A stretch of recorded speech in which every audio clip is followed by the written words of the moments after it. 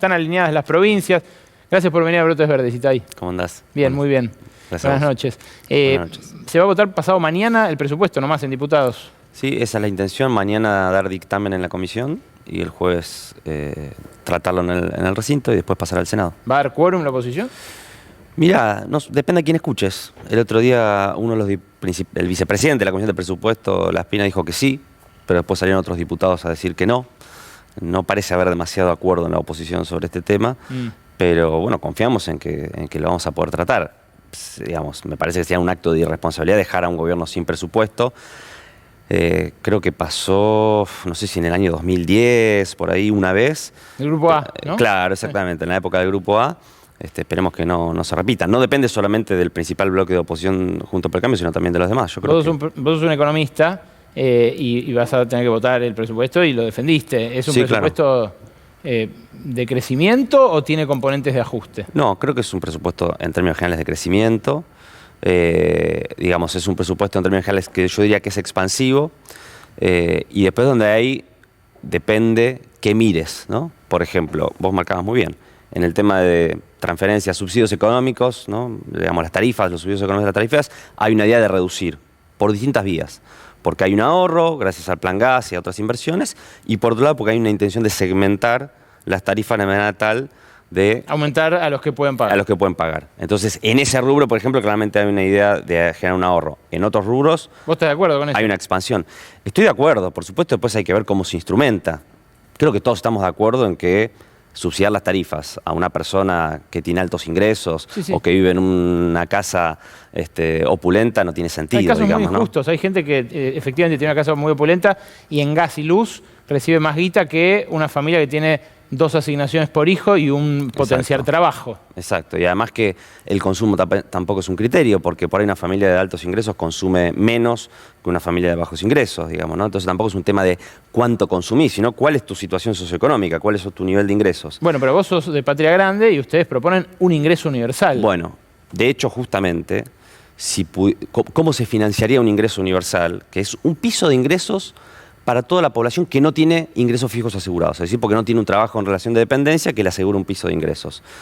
Y aparece la discusión sobre si está bien o no, y además aparece la discusión de cómo se financia. Bueno, una de las maneras de financiarlo, para que no sea todo expansión del gasto, sino por lo mismo que vos decías antes, porque seguramente no se puede, es redirigir una parte, por ejemplo, de los gastos que hoy se dan en subsidios para las tarifas a financiar este ingreso. Y sería mucho más progresivo.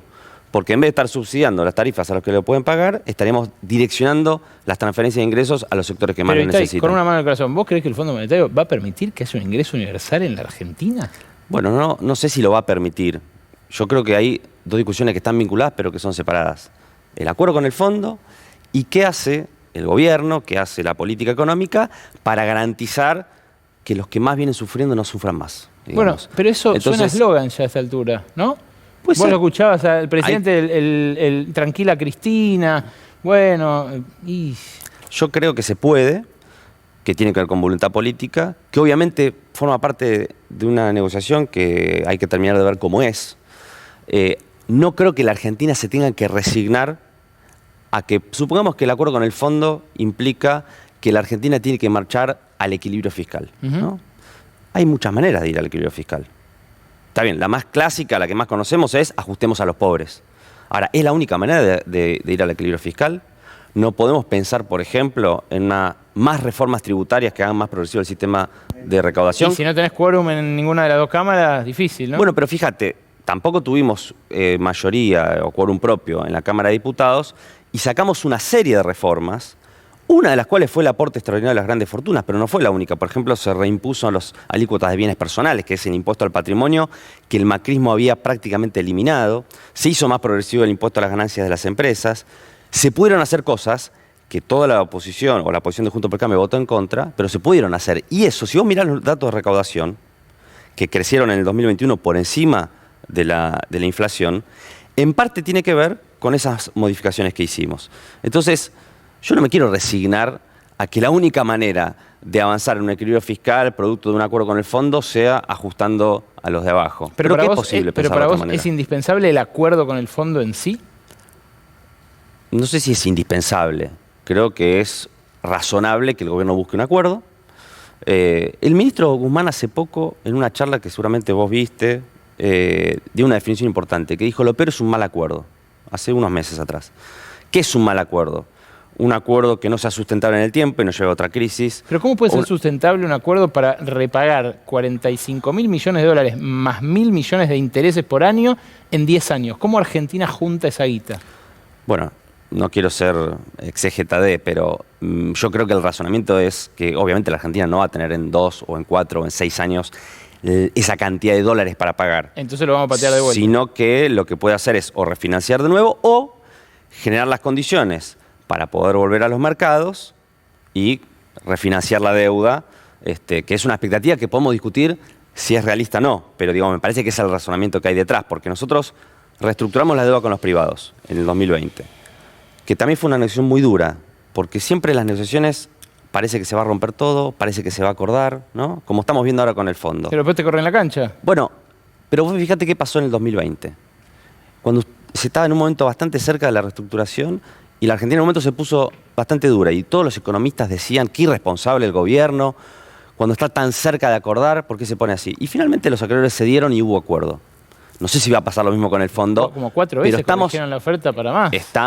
Sí, bueno, está bien, pero finalmente la reestructuración fue positiva. La reestructuración fue positiva, por lo menos le alivió a la Argentina un montón de dinero que no tiene que desembolsar.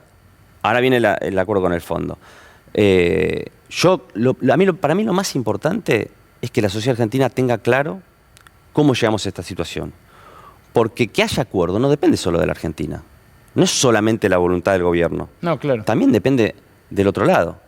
Y si no hay acuerdo, tiene que quedar muy claro que es por la intransigencia del Fondo Monetario, de los acreedores, y es por el resultado de una decisión política que se tomó en el gobierno anterior, que es que la Argentina vuelva al fondo. Brevísimo, Itay, vas a tener que votarlo en algún momento.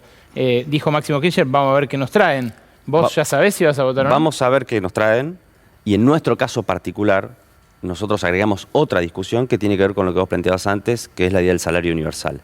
Si no hay, no votan. Nosotros lo que no queremos es que haya un acuerdo con el fondo que implique más sufrimiento para la gente, y por eso planteamos otras cuestiones como el salario universal, que es una manera de compensar las condicionalidades que plantea el fondo. Muchas gracias por venir a Brotes Verdes. A vos, Ale.